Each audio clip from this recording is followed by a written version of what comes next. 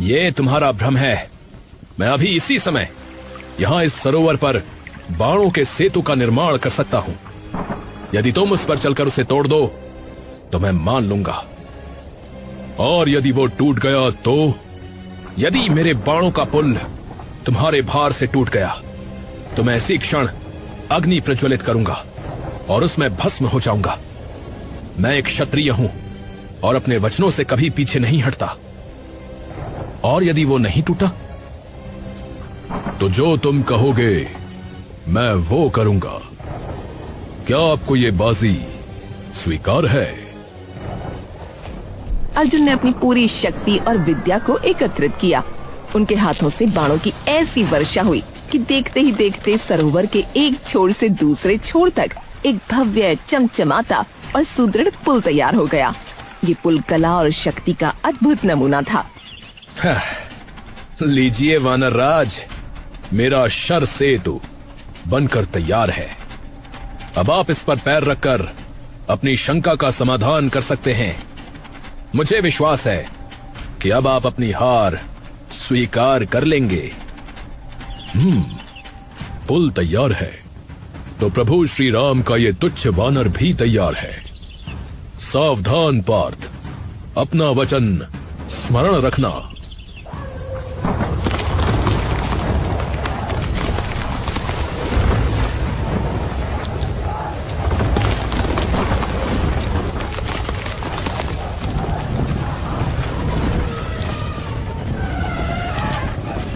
हे देव, ये क्या माया है? इतना विशाल रूप। आज तो लगता है कि मैंने बिना सोचे विचारे अपनी मृत्यु को आमंत्रण दे दिया है। ये वानर तो साक्षात काल लग रहा है। जैसे ही हनुमान जी का भार उस पुल पर पड़ा, अर्जुन की महान धनुर्विद्या के बाण पूरा का पूरा पुल सीधा पाताल लोक में समा गया। सरोवर का जल ऐसे उछला जैसे कोई प्रलय आ गई हो। अरे अर्जुन, कहाँ है तुम्हारा सेतु? मुझे तो कहीं कोई सेतु दिखाई नहीं पड़ रहा। सरोवर का जल तो एकदम शांत है। वानर राज, पुल तो पाताल में समा गया और अब उसे बनाने वाला भी आपको दिखाई नहीं देगा। मैं अपनी हार स्वीकार करता हूं और अपने वचन के अनुसार अब इस शरीर को अग्नि को समर्पित करूंगा। अर्जुन दुखी मन से चिता के लिए लकड़ियां इकट्ठा करने लगे। उनके चेहरे पर पराजय का गहरा भाव था। देखो अर्जुन, व्यर्थ में हठ मत करो। जीवन बहुमूल्य है। हमारे बीच जो बात हुई उसे यहीं समाप्त करते हैं। मैं किसी से नहीं कहूंगा कि तुम हार गए। ये बात मात्र तुम्हारे और मेरे बीच रहेगी। चलो, इसे भूल जाओ। नहीं, एक क्षत्रिय के लिए वचन प्राणों से बढ़कर है। यदि मैं अपनी प्रतिज्ञा पूरी नहीं कर सका तो मेरा जीवन कलंकित हो जाएगा। मैं अग्नि समाधि लूंगा ही।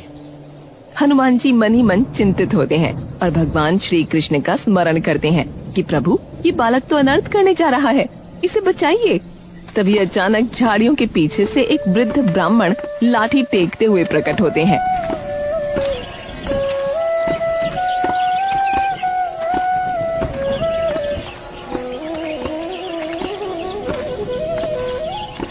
अरे रुकिए रुकिए, ये क्या अनर्थ होने जा रहा है? इस शांत वन में चिता क्यों सजाई जा रही है? हे ऋषिवर, प्रणाम। आप मार्ग छोड़ दें। मैं अपनी प्रतिज्ञा हार चुका हूं। ये वानर मेरी विद्या से कहीं अधिक भारी सिद्ध हुआ। अब मृत्यु ही मेरा प्रायश्चित है। प्रणाम ब्राह्मण देव। हे ऋषिवर, अब अर्जुन ही इस संसार से विदा हो रहा है। मैंने वचन दिया था कि यदि मेरा बनाया सेतु टूट गया तो मैं अग्नि में भस्म हो जाऊंगा। इस वानर ने मेरा सेतु तोड़ दिया। अब मुझे मृत्यु का वरण करना ही होगा। अच्छा, पर मुझे एक बात बताओ, तुम दोनों ने ये बाजी लगाई, सेतु बनाया, सेतु टूट भी गया, पर साक्षी कौन था? क्या किसी तीसरे व्यक्ति ने इस बाजी को देखा था? नहीं ऋषिवर, यहां तो मात्र हम दोनों ही थे। तब तो ये बाजी अधूरी है। न्याय की मर्यादा कहती है कि बिना साक्ष्य के कोई निर्णय नहीं होता। यदि तुम सच में धर्म का पालन करना चाहते हो तो एक बार पुनः सेतु बनाओ। इस बार मैं साक्षी बनूंगा। यदि फिर भी सेतु टूट गया तो मैं स्वयं तुम्हें अग्नि में जाने की अनुमति दूंगा। प्रभु, आपकी लीला अपरंपार है। आप पुनः कोई नई लीला रच रहे हैं। ठीक है, मुझे स्वीकार है। आपकी आज्ञा शिरोधार्य है। इस बार मैं अपनी पूरी आत्मशक्ति लगा दूंगा।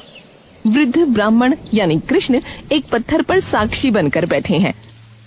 सावधान, इस बार मैं देख रहा हूं। अर्जुन, तुम अपना सेतु बनाओ और वानर राज, आप इसे अपनी शक्ति से परखें। न्याय तभी होगा जब साक्षी के सम्मुख सब कुछ हो।